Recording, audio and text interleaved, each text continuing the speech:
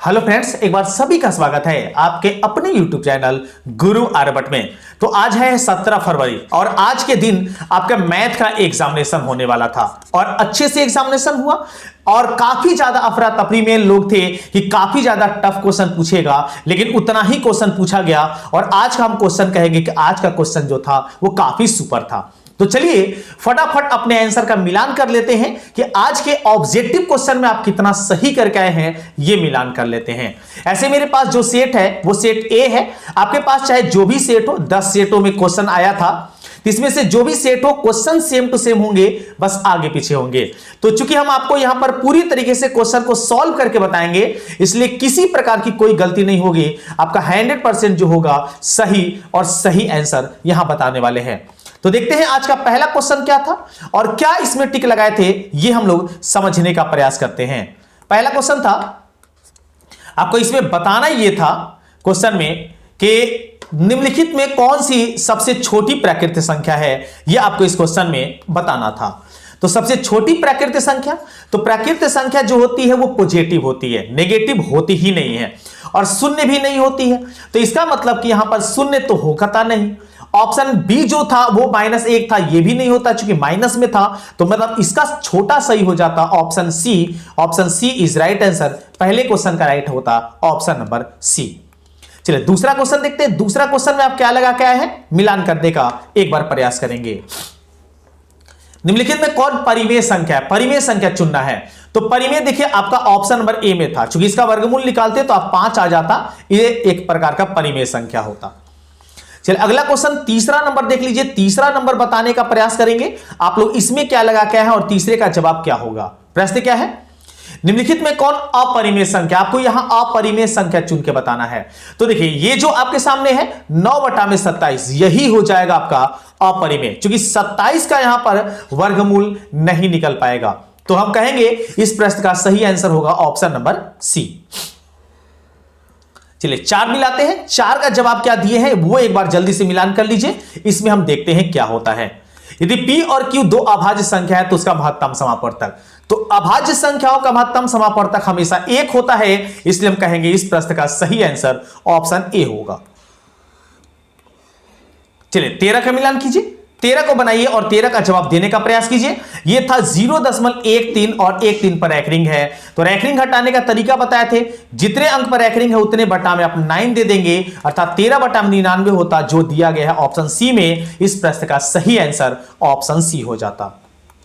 काफी आसान क्वेश्चन पूछे गए थे और काफी आसानी से आप लोग सारे प्रश्नों का सॉल्यूशन प्राप्त कर भी लिए होंगे। छठा देख लीजिए, 18 और 72 का महत्तम समापवर्तक। तो देखिए 18 और 72 का महत्तम निकालना है तो आप इसमें से कॉमन निकाल लेते, जितना मैक्सिमम कॉमन होता, तो इसमें से कॉमन आपको मिल जाता 18, क्योंकि 18 से दोनों कट जाएगा, वही आंसर हो जाता, मतलब इसका राइट आंसर भी होता ऑप्शन नंबर ए। चलिए 7वां देख लीजिए, 7वें में क्या है और 7वें का कौन सा जवाब दिए हैं ये मिला लीजिए। √12 का परिमेयकरण गुणांक कितना है, तो हम आपको पहले ही बता चुके हैं, ये काफी हमारा पढ़ाया हुआ क्वेश्चन आया है। उम्मीद करते हैं आप लोग आज तो सुपर से भी ऊपर नंबर लाने की स्थिति में आप होंगे। तो √12 ऐसी संख्या से गुना करना जिसे परिमेय हो जाए। तो आप देख लीजिए √3 से गुना करेंगे तो आपके सामने ये 36 हो जाएगा और 36 का वर्गमूल हो जाएगा आपके सामने 6, और यही होगा इस प्रश्न का answer. Option A is right answer. पूरे 100 के 100 क्वेश्चन बताने वाले और सभी क्वेश्चन हम आपको सटीक और सही बताएंगे, एकदम 100% इसकी मेरी पक्की गारंटी है। यदि p एक धनात्मक पूर्णांक है तो धनात्मक सम पूर्णांक का रूप होता है। तो धनात्मक सम संख्या जो होता है वो 2 का गुणज होता है, ये तो आप जानते हैं। तो 2 का गुणज आपके सामने a है, अर्थात 2p इज राइट आंसर। अगला क्वेश्चन देखिए, अगला क्वेश्चन स्क्रीन पर आएगा जो आपके सामने होगा 9 नंबर में। 9 का कौन सा जवाब दिए हैं ये मिलाइए एक बार जल्दी से। निम्नलिखित में किसका दशमलव प्रसार शांत है, तो शांत के बारे में हम लोग जानते हैं, जिसके p/q के में q जो होता है ये 2 और 5 का गुणज होता है। अब 2 और 5 का गुणज मिला लीजिए, 81, इसमें तो 3 आ जाएगा गुणज, 45 इसमें भी 3 आ जाएगा, 80 थोड़ी देर के लिए रुक जाते, 41 ये तो गुणनखंडी नहीं है, मतलब इसका राइट आंसर होगा option number D. Option D जो होगा इस प्रश्न का सही आंसर होगा। 10 में क्या था वो देख लीजिए। 10 है कि निम्नलिखित में किसका दशमलव प्रसार अशांत है, अशांत इसमें बताना था। तो अशांत जिसमें Q जो होता है P बाई Q के रूप में, Q 2 और 5 का गुणज नहीं होता है, इस बात को याद रखेंगे। तो नहीं में देखिए, ये देखिए 121 है, इसमें 11 आ जाएगा गुणज अगर देखते हैं इस वाले में, बाकी को जांचना ही नहीं आपको। इसका मतलब सी इस राइट आंसर ऑप्शन नंबर प्रश्न नंबर 10 का। चलिए 11 मिलाइए, 11 का कौन सा जवाब दिए हैं आप और इसमें कौन सा आपका सही होगा। प्रश्न देखते हैं, 64 के अभाज्य गुणनखंड में 2 का घातांक कितना है। तब देखिए 64 का आप कर लीजिए खंड, 64 कीजिए 2 से 32 कटेगा, 2 से कटाइएगा तो 16 बार में कटेगा, 2 से कटाइएगा 4 बार में कटेगा, 2 से कटाइएगा तो 2 बार में, मतलब 2 देखिए यहां पर कितना हुआ 5। इसका मतलब कि 2 का पावर 5 हुआ, घातांक पूछा था आपसे 2 का, इसका मतलब 5 is right answer, option B जो होगा इस प्रश्न का सही आंसर होगा। ये जो टिक लगाया गया ये कैंडिडेट का है, इस पर आप ध्यान नहीं देंगे, जो हम आपको आंसर बताते हैं वो आपके लिए सही होगा। 12 मिलाइए, महत्तम समापवर्तक P इंटू Q गुने लघुत्तम समापवर्तक ये बराबर होता है। तो देखिए HCF गुने LCM आप पढ़े होंगे, HCF गुने LCM जो होता है ये बराबर होता है उस संख्याओं के गुणनफल के। यहां संख्या P और Q है तो P गुने Q के बराबर होगा, और ये दिखा है ऑप्शन ए में, अर्थात 12 का राइट आंसर होगा ऑप्शन नंबर ए। आप वीडियो को पॉज कर करके मिलान कर सकते हैं, क्योंकि आपके लिए हम सबसे पहले ये वीडियो आपके लिए बना रहे हैं ताकि आप अपना आंसर मिलान कर सकें। और रात्रि को 8 बजे आपके सामने वायरल क्वेश्चन जो आपके सामने आएगा वो आएगा साइंस का वायरल क्वेश्चन आएगा। आप इसे देखना ना भूलें, ताकि अगले दिन जो आपका 18 फरवरी के दिन एग्जामिनेशन होने वाला है उसमें भी इसी तरीके से आप चौका मार के आए। 13 देखिए, किसी बहुपद की घात होती है, तो किसी बहुपद की घात क्या होती है, तो पूर्ण संख्या होता है, पूरा संख्या होता है, भिन्न थोड़े ना होता है। किसी बहुपद का बहुपद कभी भी होता है, तो बहुपद अगर इस तरीके से मान लीजिए है तो इसका घात कितना होगा 2 होगा, ये बहुपद होगा, मतलब पूर्ण संख्या is right answer, option C इसका सही आंसर होगा। अगला क्वेश्चन देखते हैं। अगला प्रश्न स्क्रीन पर आपके सामने है जो है 14 नंबर में, जवाब जानेंगे क्या होता है इसका जवाब। बहुपद ax² plus bx plus c का आलेख होगा, तो ये देखिए द्विघात समीकरण है, तो द्विघात समीकरण का जो आलेख होता है वो अति परवलय होता है, मतलब इसका राइट आंसर होगा ऑप्शन नंबर डी। अगला क्वेश्चन देखिए, अगला प्रश्न आपके स्क्रीन पर आ गया 15 नंबर में। 15 का जवाब जानेंगे। 028 वाले बहुपदों की संख्या होगी। अब ये शून्य दिया हुआ है 28 वाले बहुपदों की संख्या, तो देखिए इसमें शून्य कितने दिए 2 दिए हैं, तो बहुपदों की संख्या कितनी होगी, तो बहुपद चूंकि यहां पर हैं तो बहुपद शून्य जब दिया हुआ है तो एक बहुपद होगा, मतलब इसका राइट आंसर होगा option number A. Option A के साथ चलिए आगे बढ़ेंगे। इसके शून्य जो होंगे केवल एक ही होंगे, बहुपद वैसा ही होगा। चलिए 16 देखिए, 16 मिलान कीजिए, 16 का जवाब क्या देते हैं आप। किसी द्विघात बहुपद के शून्य की यदि 2 और 6 हो तो द्विघात बहुपद। अब द्विघात बहुपद के शून्य दिया 2 और 6, तो द्विघात समीकरण का आप सूत्र जानते होंगे द्विघात बहुपद का, ये होता है x² alpha plus beta into x plus alpha into beta. अब क्या करेंगे, अल्फा इंटू बीटा में 2 और 6 रख देंगे, तो x² माइनस 6 और 2 यहां हो जाता है 8, तो 8x हो जाएगा, और यहां 6 और 2 गुना करते हैं तो यहां 12 हो जाता है। मिलान कीजिए x² प्लस, ये कौन सा ऑप्शन को टच करता है, तो ये टच किया है ऑप्शन नंबर डी को। 16 का सही आंसर ऑप्शन डी होगा। चलिए 17 का मिलान कीजिए, 17 का जवाब क्या देते हैं और क्या जवाब लगा क्या है ये मिलान करेंगे। द्विघात बहुपद y² प्लस 16y प्लस 15 के शून्यक है। अब देखिए इसके शून्यक निकालते हैं, पावर 2 है तो शून्यक 2 को होगा, तो दोनों होगा। अब यहां पूछा गया है कि धनात्मक ऋणात्मक या कैसा, तो आप क्या करेंगे कि यहां से आप निकाल लेंगे, क्योंकि आप ऐसे संख्या ले लीजिए, आपको शून्यक हम निकाल के बता देते हैं। गुना करें तो आ जाए 55 और जोड़े तो आ जाए 16। ये अगर आप संख्या सोच लेते हैं तो आसानी से सवाल को सॉल्व कर सकते हैं। तो आपके सामने ये जो संख्या आएगा 11 और 5 आ जाएगा, तो 11 और 5 ये दोनों आएगा किस में, 11 और 5 आएगा दोनों प्लस में, चिन्ह चेंज करके आपको शून्यक निकाल सकते हैं। तो 11 का हो जाएगा चिन्ह माइनस में, -11, और 5 का चिन्ह हो जाएगा -5, मतलब दोनों जो शून्यक होंगे ऋणात्मक होंगे, मतलब इसका राइट आंसर होगा ऑप्शन नंबर ए। चलिए 18 मिलान कीजिए, 18 का जवाब क्या दिए हैं ये समझते हैं। 18 है यदि बहुपद 2x² plus 5x minus k के शून्य के दूसरे के व्युत्क्रम हो तो k का मान बताइए। एक दूसरे के व्युत्क्रम मतलब अगर एक अल्फा है तो दूसरा आपके सामने 1/अल्फा है। तो इनका गुणनफल क्या होता है, c/a। अब c/a के तहत देखिए, अब c का वैल्यूएशन -k है और a का वैल्यू आपके पास 2 है, रख लिए। अब अल्फा से अल्फा कटा सकते हैं, तो k का वैल्यू क्रॉस मल्टीप्लिकेशन से आपको मिल जाएगा -2। और ये देखिए किस ऑप्शन को टच करता है, ऑप्शन नंबर बी को। इस प्रश्न का सही आंसर ऑप्शन बी होता। 19 का मिलान कीजिए। 19 में क्या जवाब दे के आए हैं ये समझते हैं। यदि px बराबर दिया गया है तो p1, मतलब यहां पर आपको x के जगह पर 1 रख देना था, ये ध्यान रखें। तो 1 रखते तो 1 का स्क्वायर प्लस 5 इंटू 1 माइनस 12, मतलब टोटल वैल्यू 1 प्लस 5 माइनस 12 आता, अर्थात ये हो जाता टोटल -6, जो मिला आपको ऑप्शन नंबर सी में।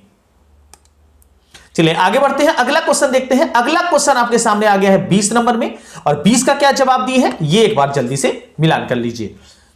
युग्म समीकरण, ये समीकरण का हल है, तो हल कैसे है, तो a1/a2 निकाल लीजिए। a1 आपके पास 2 है, a2 12 है, तो 2/12 आपको मिल गया, 1/6। इसके बाद a2 a1 निकालिए, ये मिला आपको 4 और 6, b1/b2। तो इसे कटा देते, 2 दूनी 3 दूनी, मतलब 2/3, दोनों इक्वल नहीं आए, बराबर नहीं आए, इसका मतलब कि अनगिनत, कोई हल नहीं, एक हल होगा, अद्वितीय हल जिसको कहते हैं। इसका मतलब इसका राइट आंसर होगा ऑप्शन नंबर बी। चलिए 21 मिलाइए, 21 का जवाब ढूंढिए, 21 का क्या जवाब देके आप आए हैं देखते हैं। कि किस मान के लिए समीकरण जो है इस समपाती रेखाओं का प्रदर्शित करता है। तो समपाती रेखाओं के तहत आप जानते होंगे a1/a2 इक्वल टू b1/b2 होता है। बस इतना ही से काम चल जाएगा, आगे कुछ करना ही नहीं है। यहां देखिए 1 है और यहां 3 है, तो ये मिल जाएगा 1/3, और यहां से आप देख सकते हैं 2 है, यहां k है, तो 2/k मिला, क्रॉस मल्टीप्लिकेशन से आपको मिल जाएगा k बराबर 6, जो कि आपको ऑप्शन डी में मिला हुआ था। अगला क्वेश्चन देखते हैं। अगला क्वेश्चन स्क्रीन पर है बच्चा लोग, इसको मिलाओ और इसको जवाब देने का प्रयास करो। ये क्या था ये समझ लेते हैं। चलिए 22, निम्नलिखित में कौन परिमेय संख्या है, तो परिमेय संख्या अगर चुनते तो परिमेय संख्या कौन होता, ऑप्शन नंबर ए अर्थात 25। 23 मिलान कर लीजिए, 23 हम आपको बता चुके हैं। चलिए आगे बढ़ते हैं। अगला क्वेश्चन आपके सामने आ गया है 25 नंबर में, वो थोड़ा सेट चेंज हो गया था, सेट जे का था, तो आगे पीछे करके स्टूडेंट भेज देता है, इसलिए गलतियां हो जाती हैं, इतना इग्नोर करेंगे और प्रश्नों को आगे मिलान करेंगे। 25 देखिए, यदि द्विघात समीकरण 2x² minus px plus q के मूल समान हो तो p का मान क्या होगा। अब मूल समान दिया, मूल समान का मतलब कि d जो होगा उसका 0 के बराबर होगा। अब d निकाल लीजिए, d होता है b², तो b² की जगह पर है -p, तो इसका स्क्वायर करेंगे तो p² होगा, -4ac, a और c हमारे पास है क्रमशः 2 और p है, देखिए 0। अब p² यहां से हो गया और यहां से हो गया, 4 दूनी 8p इक्वल टू 0।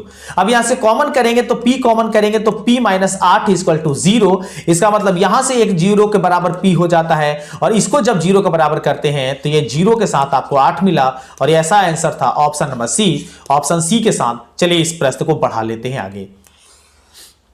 26 का मिलान कीजिए, 26 में क्या सही होता ये जल्दी से देख लेते हैं। समीकरण दिया हुआ है एक द्विघात समीकरण, इसके मूल वास्तविक नहीं है तो k का मान क्या होगा। अब वास्तविक नहीं है, नहीं होने का मतलब d<0 आपका होता है। अब d<0 पर अगर क्वेश्चन को आप सॉल्व करते हैं तो यहां पर ये आपके सामने आ जाता है k < +-4, और ऐसा ऑप्शन यहां नहीं था ये तीनों, तो इसके लिए हम कहते हैं इसका राइट आंसर आप बताते हैं ऑप्शन नंबर सी। अगर ऑप्शन सी लगाए हैं तो आप सही करके आए होंगे इस 26 का। 27 मिलान कीजिए, 27 में क्या था ये समझिए। 27 था, यदि अल्फा और बीटा द्विघात समीकरण एक द्विघात समीकरण है, इसके मूल है, तो अल्फा प्लस बीटा माइनस √3 का मान क्या होगा। तो देखिए अल्फा प्लस बीटा माइनस √3, अब याद कीजिए कि अल्फा प्लस बीटा इसका मान कितना होता है -b/a।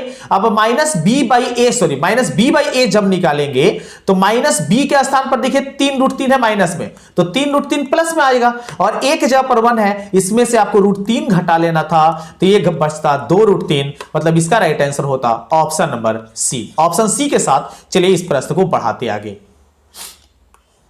28 देख लीजिए, 28 का जवाब जानिए और इसका जवाब क्या होता है समझते हैं। समांतर श्रेणी 3, 7, 11 का 14वां पद क्या होगा। 14वां पद कैसे निकालते हैं आप, तो 14वां पद निकालने का बेसिक तरीका हम आपको बताए थे, ये निकाल लेंगे a + 13d से। अब a का वैल्यूएशन देख लीजिए 3 था, तो 3 + 13d, d का वैल्यूएशन 7 में से 3 घटा तो 4 बचा, आपके पास कितना आ जाता 3, और 13 चूंकि हो जाता है 52 और 3 हो जाता 55 राइट आंसर होता ऑप्शन बी। 29 मिलान कीजिए। 29 में क्या था कि निम्नलिखित में कौन समांतर श्रेणी है। काफी इजी क्वेश्चन पूछे गए थे और हमें लगता है कि आप काफी आसानी से 50 प्रश्नों का सही मिलान या सही क्वेश्चन का कर पाए होंगे। तो समांतर श्रेणी कौन था? ए ऑप्शन समांतर श्रेणी है, पदों का अंतर यहां बराबर होगा। इस प्रश्न का सही आंसर ए ऑप्शन हो जाएगा। चलिए अगला क्वेश्चन देख लीजिए। अगला क्वेश्चन आपकी स्क्रीन पर था, आ गया है 30वां का मिलान कीजिए। अगर आप दूसरे ग्रुप से हैं तो जरूर आप अपना वीडियो पॉज करके आंसर मिलान करते रहेंगे। आगे पीछे केवल क्वेश्चन होता है, बाकी सब समान होता है। समांतर श्रेणी इसका एनवा पद कैसे निकालेंगे? एन बराबर a plus n minus 1 into d, इतना करना होता। अब ए का वैल्यू देख लीजिए 16 है, तो ये रख लीजिए 16 plus n minus 1 into d. D के जगह पर देखिए 11 में से 16 घटा तो -5 बचा, अर्थात -5 होता। अब 16 -5 से गुना करते तो -5 एन आता, और यहां गुना करते तो माइनस माइनस प्लस से आपके पास हो जाता 5 एकम 5। अब देख लीजिए यहां पे क्या हुआ, 16 और 5 हो गया 21 माइनस 5 एन, और ऐसा मिला है ऑप्शन बी में। इस प्रश्न का सही आंसर ऑप्शन बी होता। चलिए 31 का मिलान कीजिए। 31 का जवाब ढूंढिए और बताइए इसका जवाब क्या होगा। समांतर श्रेणी सामान्य पद दिया 13 माइनस 2n, तो इसका सारबंतर कितना होता? तो सारबंतर कैसे निकालते? पहले a1 निकाल लेते, n के जगह पर आप 1 रखते तो आपको 13 में से 2 एकम 2 घटाते तो आपको बचता है 11। a2 निकालते, आप n के जगह पर 2 रख लेते तो 2 दूनी 4 होता, 13 में से 4 घटता तो 13 में से 4 घटने पर 9 होता। अब d निकालना था तो a2 में से a1 घटा लेना था, 11 में से 9, तो 11 में से 9 घटता तो बच्चा लोग हो जाता 2, अर्थात इसका राइट आंसर होता ऑप्शन नंबर सी।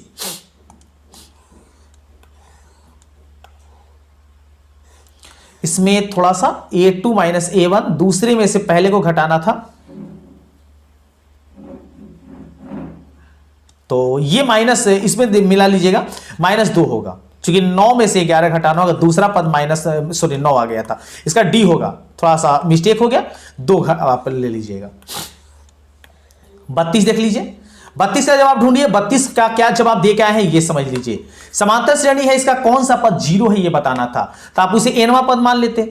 एनवा पद क्या होता? 0। अब एनवा पद के तहत आप इसको सॉल्व कर लेते तो आपको मिलता है a plus n minus 1 into d बराबर 0। अब a का वैल्यूएशन कितना था? 126 रख लेना था, और प्लस में आपके पास था n माइनस 1, और d का मान यहां से निकालते थे 120 में से 126 घटता तो -6 बचता और बराबर होता 0।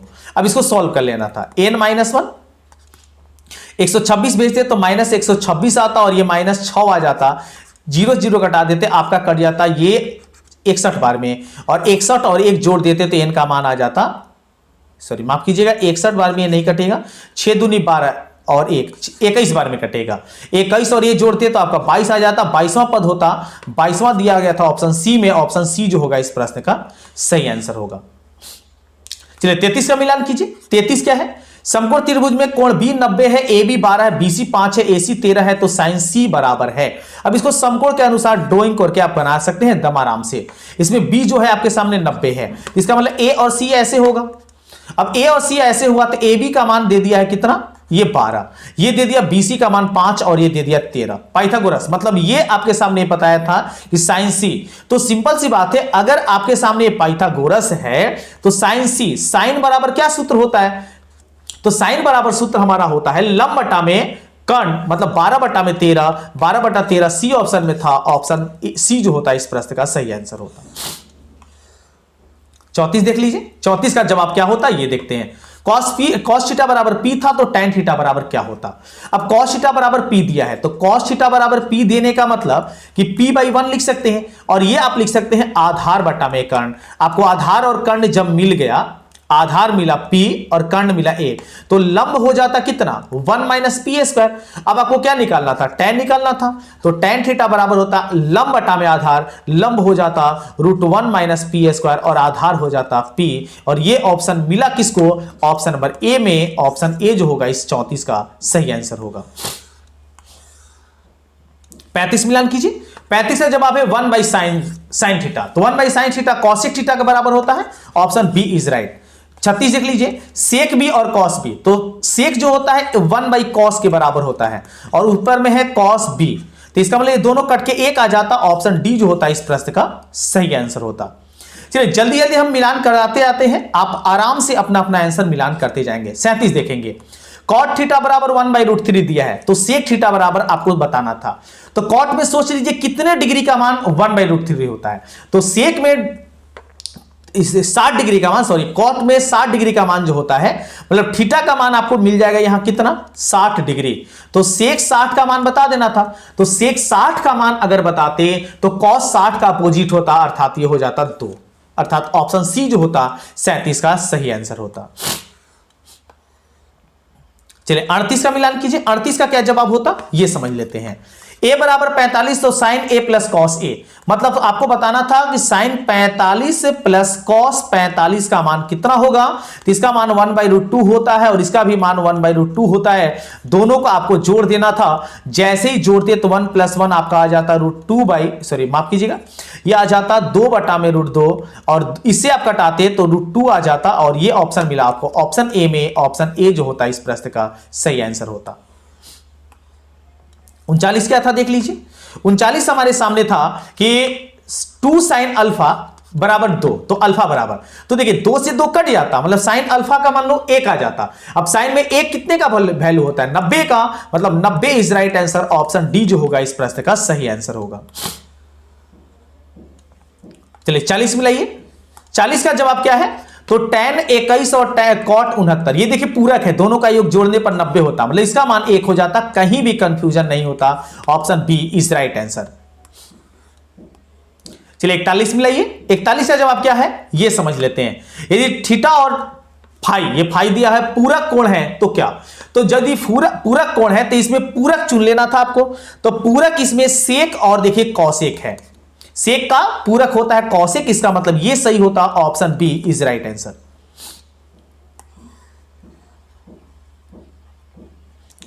चलिए 42 मिला लीजिए, 42, 43, 44 सब एक ही साथ हम आपको बता देते हैं। 42 से sine square 75 plus sine square 15, अब इसको मिला के साइन स्क्वायर 75, इसको चेंज करेंगे साइन को तो कॉस स्क्वायर 75 हो जाएगा, मतलब इसका मान 1 होगा जो दिया गया ऑप्शन नंबर बी में।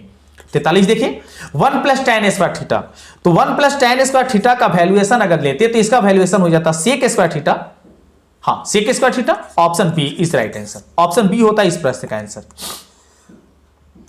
44 मिला लीजिए, 44 का राइट आंसर क्या होता 2 sin square plus cos square, तो इसका मान देखिए 1 हो जाता, 2 × 1 मतलब 2 होता, option C is right answer. काफी इजी क्वेश्चन पूछे गए थे और हमें उम्मीद है कि आप आसानी से प्रश्नों का जवाब दे के आए होंगे। 45 5 cos square theta minus 5 cot square, तो 5 दोनों से कॉमन कर लेना था, तो ये बच जाता cos square theta minus cot square theta, और इसका मान 1 होता है, मतलब 5 × 1 = 5 होता, और ये मिलता आपको ऑप्शन बी में, ऑप्शन बी जो होता इस प्रश्न का सही आंसर होगा।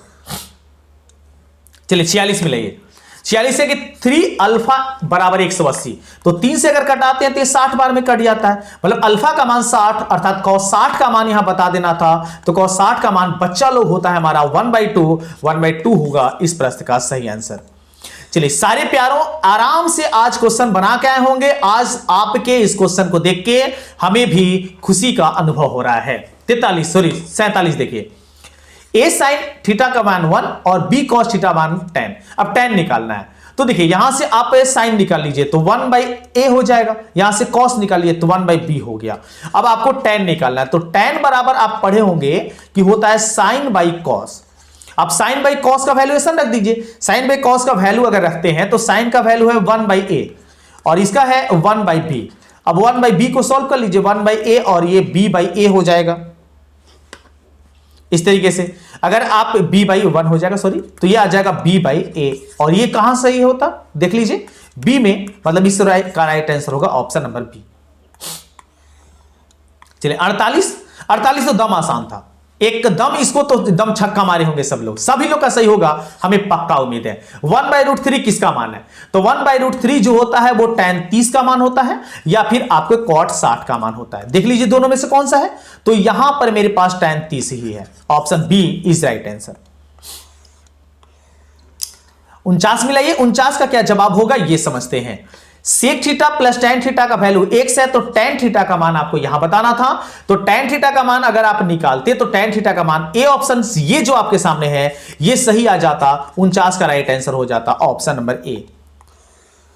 चलिए 50 का मिलान कीजिए। 50 क्या था ये समझिए। 50 है कि sine square theta plus 1 plus, तो अब देखिए इसको हम सॉल्व करके बता देते हैं। साइन स्क्वायर थीटा और 1 प्लस tan स्क्वायर थीटा, ये हो जाता सेक स्क्वायर।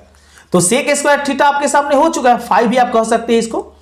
अब साइन यहां पर है और इसके आगे 1/सेक हो जाता आपके पास cos a स्क्वायर 5, अर्थात इसका वैल्यूएशन हो जाता कितना 1 दिया गया था ऑप्शन ए में। ऑप्शन ए जो होगा इस प्रश्न का सही आंसर होगा। 51 मिलाइए। 51 है कि साइन 30 cos 30 cot 30। अब देखिए यहां से एकदम आराम से बनाइए। साइन 30 बटा में आपके सामने cos 30 और cot का फॉर्मूला होता है cos बाई साइन, मतलब cos 30 बाई साइन 30। ये समय गंवाने वाला क्वेश्चन था, ऐसे दम आराम से ये कट जाएगा और ये भी कट जाएगा, वैल्यू आ जाएगा 1। आप मान रख के भी बना सकते थे, इसमें कोई गलती नहीं होता, मान रख के भी बना सकते थे, लेकिन ये कट जा रहा है तो दम आराम से हम ऐसे बता दिए। एकदम आसान और आपका टाइम लेने वाला क्वेश्चन था। एकदम उम्मीद करते हैं आज का क्वेश्चन आपका गर्दा गया होगा एकदम जबरदस्त तरीके से। 1 माइनस tan स्क्वायर 45, तो 1 माइनस 1, अब यही आ गया आपका 0, मतलब बटा में दुनिया का कोई अंक को 0 पर आ गया तो 0 आएगा। मतलब यह देख लीजिए साइन 0 का मान 0 होता है बच्चा लोग, अर्थात ऑप्शन बी जो होगा इस प्रश्न का सही आंसर होगा। 57 नहीं 53, बिंदु 7 10 किस पाद में है? तो देखिए दोनों पॉजिटिव है, प्रथम चतुर्थांश में हुआ, ऑप्शन ए जो होगा इस प्रश्न का सही आंसर होगा। 54 मिलाइए। 54 का जवाब होगा tan 45 है और tan 60। तो tan 45 का मान 1 होता है और अनुपात दिया है, चलो कोई बात नहीं है। tan 60 का मान होता है, tan 60 का मान ये अनुपात है, tan 60 का मान होता है √3, तो 1 अनुपात √3 दिया गया है ऑप्शन सी में। ऑप्शन सी के साथ चलिए बढ़िए आगे। 55 मिलाइए। 55 क्या है? एक अक्ष पर स्थित किसी बिंदु का निर्देशांक का रूप क्या होता है? तो एक अक्ष पर है तो पक्का है कि उसका y जो निर्देशांक होगा वो 0 होगा। x कुछ भी हो y 0 होगा, मतलब A option is right answer. चलिए 56 मिलाइए। 56 का जवाब क्या होगा देखते हैं। काफी आसान प्रश्न पूछे गए थे और उम्मीद करते हैं आज का जवाब दम आसानी से दे के आए होंगे। एक छड़ की लंबाई, मतलब समकोण बना लेते हैं। छड़ जो है इस तरीके से, छड़ का लंबाई 1 है और उसकी छाया ये होता है, तो लंब और आधार का अनुपात 1 अनुपात √3 दे दिया। अब ये देख लीजिए tan में कितने का मान होता है, चूंकि tan ही डिफाइंड होता है लंब और आधार से बच्चे लोग, इसका मतलब ये मान होता है 30 का। Option A is right answer. चलिए 57 मिलाइए। 57 का क्या जवाब दे के आए हैं, मिलान करते हैं। मूल बिंदु से बिंदु -xy r जो है -xy की दूरी, तो सिंपल सी बात है -x का भी स्क्वायर करेंगे तो x स्क्वायर हो जाएगा, कहीं कंफ्यूजन नहीं। Option A is right answer. चलिए 58 मिला लीजिए। 58 है कि बिंदु P और Q के बीच की दूरी निकालने का कितना बार हम आपको ट्राई बता चुके हैं। x1 - x2, 8 में से 3 घटाइए, 8 में से 5 घटाइए, 3 का स्क्वायर 9 हुआ। 11 में से 7 घटाइए तो 4 बचा, 4 का स्क्वायर आपका 16 हुआ। दोनों जोड़िए तो 25 हुआ, 25 का वर्गमूल बच्चा होता है 5 होगा इसका राइट आंसर। ऑप्शन बी के साथ प्रश्न में बढ़ेंगे आगे। चलिए अगला क्वेश्चन देखिए। अगला क्वेश्चन आपके सामने है 59 नंबर में। इसका जवाब देखिए, क्या जवाब दे के आए हैं, मिलान कीजिए। y बराबर 4 का आलेख निम्न में से किस बिंदु से होकर गुजरेगा? तो y बराबर 4 है, इसका मतलब y 4 होना चाहिए। निर्देशांक में y जो होना चाहिए 4 होना चाहिए, x कुछ भी हो जाए। तो y 4 कहां है? देखिए यहां x 4 है, यहां भी x 4 है, लेकिन इसमें y जो है 4 है, मतलब दूसरा जो इसका राइट आंसर होगा ऑप्शन नंबर बी। चलिए 60 तो दम इजी है, इसको तो दम छक्का बाउंड्री पार लगाए होंगे हम लोग। मूल बिंदु का निर्देशांक 0 0, ऑप्शन ए। अगला क्वेश्चन देखते हैं। अगला प्रश्न स्क्रीन पर आ गया है 61 नंबर में। 61 क्या जवाब दिए हैं, मिलान कीजिए। y अक्ष पर स्थित, y अक्ष पर सभी बिंदुओं का भुज होता है। तो y अक्ष पर देखिए, y अक्ष है तो उसका x निर्देशांक 0 होता है। y चाहे दुनिया का कोई अंक हो, लेकिन x 0 होगा तो भुज कितना होगा 0, मतलब ऑप्शन बी जो होगा इस प्रश्न का यह सही आंसर होगा। 62 मिलान कीजिए। 62 था कि समांतर श्रेणी 0 1/8 और 1/4 3 8 का सार बनता। तो सार बनता कैसे निकालते? a2 - a1 दूसरे में से पहले घटाइए, 1/8 में से 0 घटाइएगा तो बचेगा कितना 1/8 ही। ऑप्शन ए जी आपका हो गया राइट आंसर। 63 का मिलान कीजिए। बहुत जल्दी हम लोग करेंगे क्वेश्चन को। 63 मिलान कीजिए। समांतर श्रेणी का सामान्य पद 5n माइनस 7 है तो प्रथम पद, तो n की जगह पर आपको 1 रख देना है। 1 रखिएगा तो 5 इंटू 1 माइनस 7 टोटल आ जाएगा -2, और ये दिया गया था ऑप्शन डी में। ऑप्शन डी होगा इस प्रश्न का सही आंसर। चलिए अगला देखिए 66 बिंदु इतना आपके सामने है तो संरेख है तो k का मान बताना है। अब यहां पर k का जब मान निकालते तो k का मान आपका 2 आ जाता, ऐसे इसका राइट आंसर हम बना चुके थे, इसका राइट आंसर हमें आया था 2, इसलिए हम कहेंगे इस ऑप्शन को a के साथ। चलिए बढ़ाइए आगे, जल्दी जल्दी मिलाते जाइए, किसी प्रकार की कोई दिक्कत नहीं होनी चाहिए। और अगले दिन के लिए अगर आप चैनल को सब्सक्राइब नहीं किए हैं तो जरूर चैनल को सब्सक्राइब कर लीजिए, ताकि नेक्स्ट डे जितने भी वीडियो हो सबसे पहले आप मिलान कर सके और संतुष्ट हो जाए कि आपको कितना सही प्राप्त अंक हुआ है। त्रिभुज का शीर्ष आपके सामने है, इसका परिमाप बताना है कितना होगा।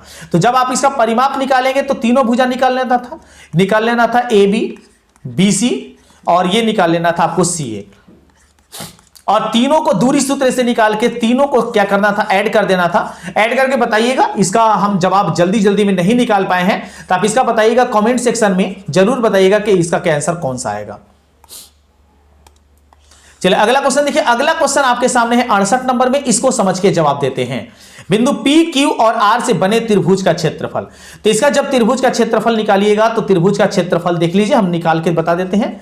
1/2 x1 ये आपके पास 3 है, यहां से आपका y2 y3 आ गया तो -4 आ जाएगा यहां से, प्लस ये हो गया 7 के कोष्टक में आ जाएगा 4 0 मतलब 4 आ गया, और प्लस में यहां पर है 8 के कोष्टक में आ जाएगा 0 0 मतलब ये आपका 0 हो गया। अब इसको सॉल्व कर लीजिए।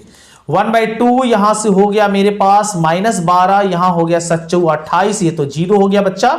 1/2 यहां से मिला आपको, और 28 में से 12 घटा देना था तो आपको मिल जाता 16। हाँ 16, 8 दूनी 16 काटा 8 होता, मतलब ऑप्शन डी जो होता है इस प्रश्न का सही आंसर होता। चलिए 69 देखिए, 69 का जवाब क्या दे क्या है, मिलाइए। त्रिभुज के तीनों कोणों का योगफल कितना होता। अरे बाप रे बाप, आराम से क्वेश्चन बनाए होंगे सारे लोग। छक्का 180, 70 मिलान कीजिए। 70 का जवाब देखिए क्या होता है। PQ, ये जो PQR है इसमें आपके सामने दिया गया है कि PQ बराबर PR और कोण Q 40 है तो कोण P कितना होगा। तो देखिए P और Q बराबर है, एक जब मान लीजिए त्रिभुज बना लीजिए, अब इसमें PQR नाम दे दीजिए। इसमें PQ जो है इस PR के बराबर है, कोण Q दे दिया 40, तो ये R भी आपका 40 होगा, तो 40 40 80 हुआ, ये कितना बचा 180 होना चाहिए, 100 बचा, मतलब इस क्वेश्चन का राइट आंसर होगा ऑप्शन नंबर डी।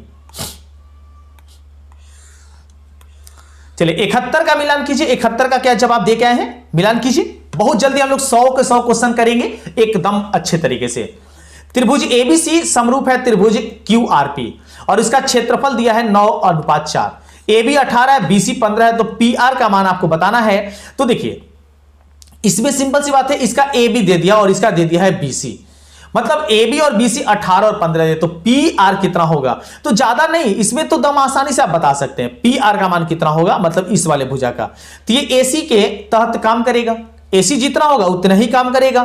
तो इसका मतलब अब आप इसे बनाएंगे तो इसका राइट आंसर जो आ जाएगा आपका इसमें 18 और 15 के तहत यह आ जाएगा ऑप्शन नंबर ए 20/3। चलिए 72 मिलान कर लीजिए। 72 का जवाब देखिए क्या होता है। त्रिभुज PQR में PR² बराबर PQ प्लस QR, उभयनिष्ठ कौन सा मिला, Q मिला। इसका मतलब Q जो होगा वो कितना होगा 90 डिग्री, अर्थात ऑप्शन डी के साथ आराम से बढ़ेंगे आगे। पाइथागोरस प्रमेय लिखा हुआ है वहां। 73 मिलान कीजिए। 73 का क्या जवाब देते हैं समझते हैं। 73 है कि PQR में बिंदु S और T क्रमशः भुजा PQ और PR पर इस प्रकार है कि ST जो है समांतर है इतना के, PSQ है, SQ x-2 है, PT आपका इतना है तो x का मान क्या होगा। इसमें जब x का मान निकालेंगे तो आपका आएगा answer C, option C is right answer 3। इसका राइट आंसर हम बता दिए, आप बनाए होंगे तो मिलान कर सकते हैं आप लोग। चलिए 74 देख लीजिए। 74 क्या था वो समझिए। आपके सामने ये क्वेश्चन था कि त्रिभुज ABC में बिंदु D और E क्रमशः भुजाओं AB और AC पर इस प्रकार है कि DE समांतर BC, AD बटा में BD दिया 4:, AC 18 है, तो AE का मान कितना आता। तो AE जब आप इसे सॉल्व करेंगे तो AE का मान जो आ जाएगा 18 के साथ आपका यह आ जाएगा आपका 12 सेंटीमीटर। ऑप्शन डी के साथ यहां बढ़ते आगे। 75 का मिलान कर लीजिए। 75 क्या है देख लेते हैं। क्वेश्चन है कि 6 सेंटीमीटर त्रिज्या वाले वृत्त पर खींची गई समांतर स्पर्श रेखाओं के बीच की दूरी कितनी होगी। 6 सेंटीमीटर त्रिज्या वाले वृत्त पर खींची गई समांतर स्पर्श रेखा, जैसे मान लीजिए इस तरीके से कोई वृत्त है, इसकी त्रिज्या कितनी है 6 सेंटीमीटर।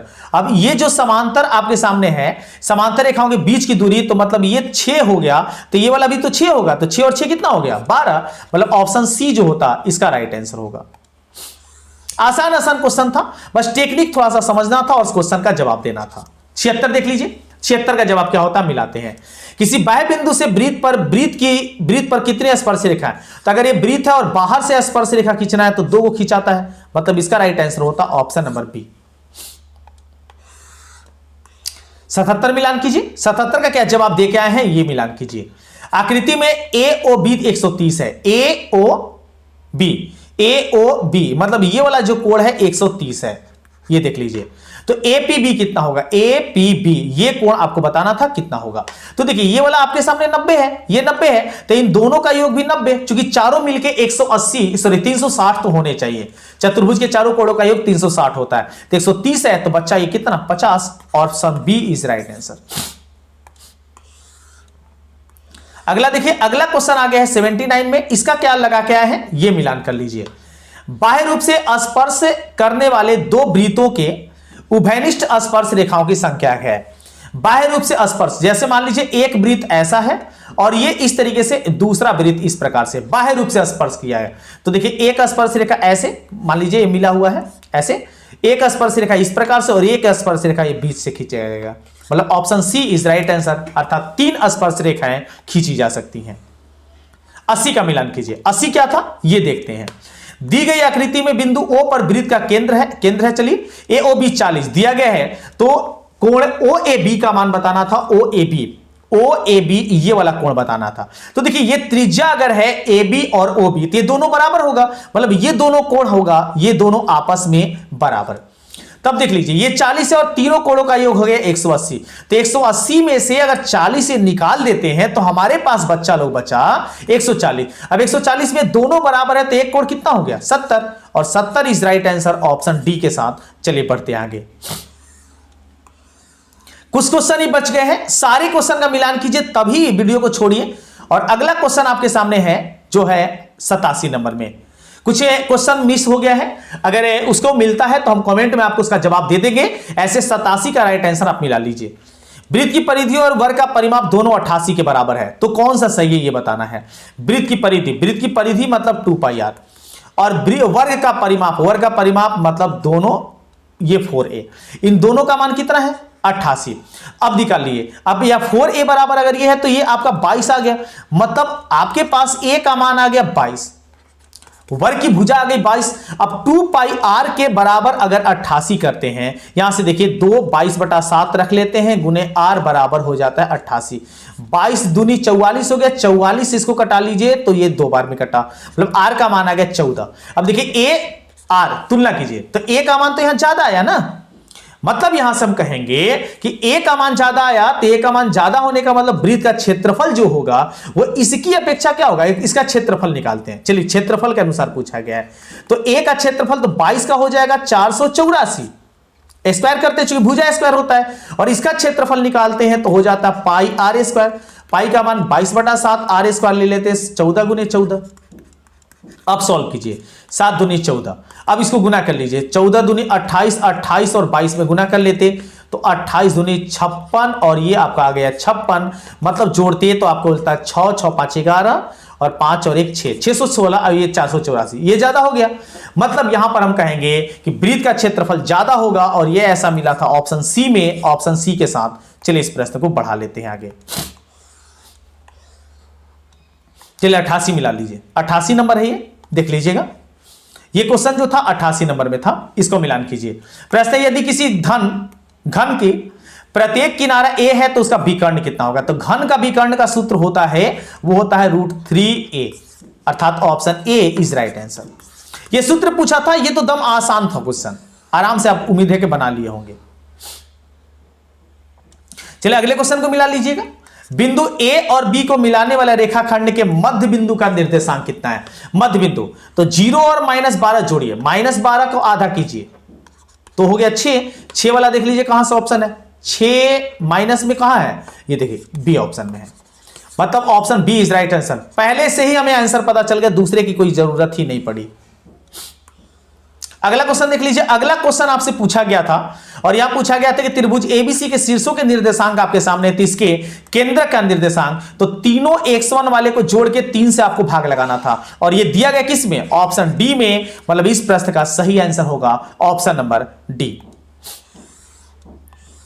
अगला क्वेश्चन देख लीजिए। अगला क्वेश्चन स्क्रीन पर है जो कि आपके सामने 78 नंबर में, थोड़ा सा आगे पीछे हो गया है, मैनेज कर लीजिएगा।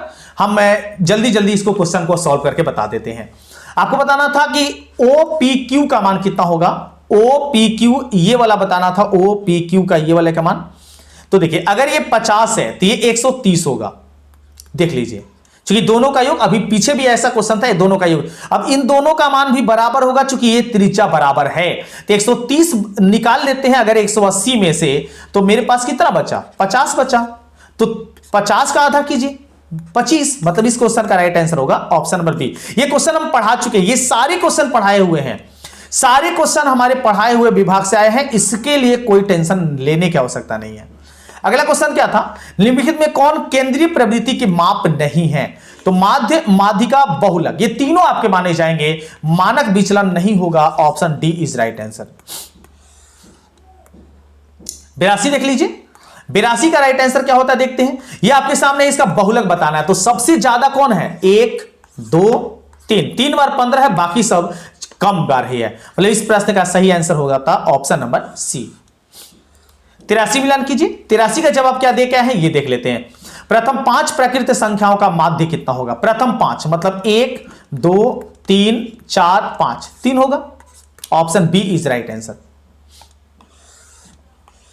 84 का मिलान कीजिए। 84 में क्या जवाब दे क्या है, मिलान करेंगे। प्रेक्षण इतना का माध्य कितना है, माध्य करने के लिए आपको इसे क्रम में सजाना है, तो क्रम में सजाना है तो पहले 6 हो गया, 7 हो गया, 8 हो गया, उसके बाद आपको हमें दिख रहा है 13 14 15, सॉरी माफ कीजिएगा यहां पर 12 छूट गया। चलिए ये आपके सामने 3 3 6 1 7 3 3 6 1 7, ठीक है, बीच वाली संख्या चुनिए, 12 आया, मतलब 12 is right answer, option D के साथ आगे बढ़ेंगे। 50 मिलान कीजिए, सॉरी 85 क्या है, इसको मिलान करते हैं, तो क्या क्वेश्चन है कि माध्य का 3 गुना और माध्य का 2 गुना का अंतर बराबर होता है, तो ये बराबर होता है बहुलक के, क्योंकि बहुलक बराबर सूत्र पढ़े होंगे, 3 गुना होता है माध्य का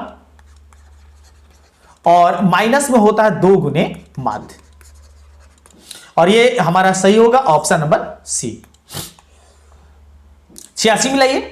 86 का क्या जवाब दे क्या है ये मिलान करते हैं। यहां क्वेश्चन है कि ए भुजा वाली समबाहु त्रिभुज का क्षेत्रफल, तो समबाहु त्रिभुज का क्षेत्रफल होता है √3/4 भुजा a square, option C is right answer. चलिए 89 इसके बाद आगे है, मैनेज कर लीजिएगा आप लोग। 89 है कि त्रिज्या r और ऊंचाई h वाले लंबवृत्तीय शंकु का आयतन कितना है, तो लंबवृत्तीय शंकु का आयतन, शंकु का आयतन का सूत्र होता है 1/3 पाई r स्क्वायर h, और ये दिया गया ऑप्शन नंबर बी में, ऑप्शन बी के साथ। चलिए बढ़ते हैं आगे। 90 का मिलान कीजिए। 90 आपके सामने है कि यदि दो वृत्तों के क्षेत्रफलों का अनुपात इतना है 4:25, तो उनके त्रिज्याओं का, इसका आपको अनुपात का वर्गमूल निकाल देना था, 2 और 5 आ जाता, और ये मिला है ऑप्शन डी में, इस प्रश्न का सही आंसर ऑप्शन डी होगा। 91 मिलाइए। 91 का कौन सा आंसर होगा, मिलान करते हैं। यदि किसी वृत्त की परिधि क्षेत्रफल के बराबर है तो वृत्त का व्यास कितना होगा, तो वृत्त की त्रिज्या ऐसे 2 आता, व्यास पूछ दिया है तो आपका आ जाएगा 4। देखिए वृत्त की परिधि होती है 2πr और क्षेत्रफल होता है πr स्क्वायर, तो पाई से पाई कट गया। अब यहां से देखिए एक r से एक r कटेगा, तो r का मान 2 मिला ना, व्यास पूछा है इसलिए डी का सही होगा, option D is right answer. चलिए 92 को मिला लीजिए। 92 का क्या जवाब दे के आए हैं ये मिलान करते हैं। 3 सेंटीमीटर त्रिज्या वाले गोले का आयतन, अब गोला का आयतन का सूत्र क्या होता है, ये होता है 4/3 पाई r क्यूब। अब ये 4/3 जैसे वैसे, पाई जैसे है वैसे, चूंकि पाई के रूप में ऑप्शन दिया है, और r क्यूब आपके पास 3 है, तो 3 का क्यूब 27 होता है, 3 से कटा लीजिए 9 बार में, 9 चौके हो गया 36 पाई राइट आंसर, ऑप्शन बी के साथ। चलिए बढ़िए आगे। चलिए 93 मिलाइए। 93 क्या था यदि एक वृत्त की परिधि 10 पाई सेंटीमीटर है तो इसका क्षेत्रफल, वृत्त की परिधि दिया है मतलब 2 पाई आर बराबर दे दिया है 10 पाई। तो देखिए पाई से पाई कैंसिल और 2 से अगर 5 बार में कटा सकते हैं आप तो आर का मान 5 हुआ। क्षेत्रफल पूछा है मतलब पाई आर स्क्वायर, पाई का मान नहीं रखना है चूंकि पाई के रूप में ऑप्शन दिया है और 5 का स्क्वायर चूंकि आप करते हैं तो 25 आता है, 25 पाई हो गया और ये दिया गया ऑप्शन सी में, ऑप्शन सी के साथ। चलिए इस प्रश्न को भी पढ़ाते हैं आगे। चलिए 94 मिलाइए, 94 का क्या राइट आंसर होता, इसका मिलान करते हैं सभी लोग जल्दी से। ऐसे मेरे पास ये सेट ए है, आप अच्छे से मिलान कर लिए होंगे। एक घनाभ की लंबाई चौड़ाई ऊंचाई क्रम से 8, 6, 5 है तो इसके विकर्ण की लंबाई, तो घनाभ के विकर्ण का मान होता है, आप पढ़े होंगे, नहीं पढ़े तो बता देते हैं, इसका होता है लंबाई स्क्वायर प्लस चौड़ाई स्क्वायर प्लस ऊंचाई स्क्वायर, सबका उस ऊंचाई का ऐसे कर देना है। तो 8 का स्क्वायर हो जाता है 64, इसके बाद 6 का स्क्वायर हो जाता है 36 और 5 का स्क्वायर हो जाता है आपका 25। अब इसको ऐड कर लीजिए, ये 100 हो गया, 125 टोटल आ गया। 125 को खंड करते तो 25 25 125 होता मतलब 5√5 आता और ये मिला आपको ऑप्शन ए में, option A is right answer. चलिए 95 मिलाइए, 95 का क्या जवाब दिए हैं ये मिलान कर लीजिए। 4 सेंटीमीटर त्रिज्या वाले अर्धवृत्त का क्षेत्रफल, तो अर्धवृत्त का क्षेत्रफल होता है 1/2 पाई आर स्क्वायर। अब पाई का मान रखना है आपको, तो 1/2 पाई का मान रखना है 22/7 और त्रिज्या का मान 4 दिया है, 4 का स्क्वायर कर लीजिए 16 होता है। 2 से कटाइए 8 बार में कटा, 22 से कटाइए तो 8 दूनी 16, 1 17 मतलब 176/7 और ये मिला है ऑप्शन डी में, ऑप्शन डी जो होगा 95 का राइट आंसर होगा। चलिए 96 मिलाइए, 96 क्या है, तो 96 आपके सामने है कि निम्न में से कौन सी एक घटना प्रायिकता नहीं हो सकती, तो जो 0 से छोटा वो नहीं होगा, 1 से बड़ा है वो नहीं होगा। और ऐसा ऑप्शन देखने को कौन सा मिला आपको, डी में, क्योंकि 3/2 है, इसको दशमलव में लाते तो 1.5 आता जो 1 से बड़ा है। चलिए 97 मिलाइए, 97 क्या आप जवाब दे क्या है ये देखते हैं। प्रायिकता का न्यूनतम मान कितना होता है, तो प्रायिकता का न्यूनतम मान 0 होता है, 0 से छोटा होता ही नहीं है और 1 से बड़ा नहीं होता है, तो 0 is right answer, option A के साथ बढ़ेंगे आगे। अगला क्वेश्चन थोड़ा सा मैनेज कर लीजिएगा। अगला क्वेश्चन हम आपको दिखा देते हैं, थोड़ा सा पेज पलट गया है, इसको मैनेज कर लेंगे। और ये क्वेश्चन में है यदि एक मैच जीतने की प्रायिकता 0.7 है तो इसके हारने की प्रायिकता क्या होगी, तो आपको करना क्या होता है कि 1 में से 0.7 को घटा देंगे तो आपका आ जाएगा 0.2 और 0.2 को अगर कन्वर्ट करते हैं, दशमलव हटाते हैं 10 तो 2 × 10 मतलब 1/5 आएगा और ये मिला आपको option number A. Option A जो होगा इस प्रश्न का सही आंसर होगा 99 का। 100 चलिए दिखा देते हैं, 100 यहीं पर है। अच्छी प्रकार से फेंटी गई एक ताश की गड्डी में से एक पत्ता या दीक्षा निकाला जाता है तो इसके काला रंग का बादशाह होने की प्रायिकता, तो काला रंग का बादशाह जो होता है 2 होता है, एक चिड़िया होता है और एक होता है काला पान और टोटल पत्ते होते हैं 52। आप कटा लीजिए 2 से, 26 बार में कटेगा मतलब 1/26 आएगा और ये हमारा जवाब हो गया ऑप्शन नंबर सी। तो इस तरीके से हम पूरी तरीके से 100 के 100 क्वेश्चन इतने आसानी से आपको बताने का प्रयास करें। तो उम्मीद करते हैं वीडियो आपको पसंद आया होगा। अगर मेरे चैनल पर नए हैं तो जरूर सब्सक्राइब कर लें और शाम को 8 बजे देखना ना भूलें अपना साइंस का जो पेपर वाइट आउट हो गया है उसका जवाब। तो मिलते हैं अगले वीडियो में कुछ और नए टॉपिक के साथ, तब तक सभी को वंदे मातरम।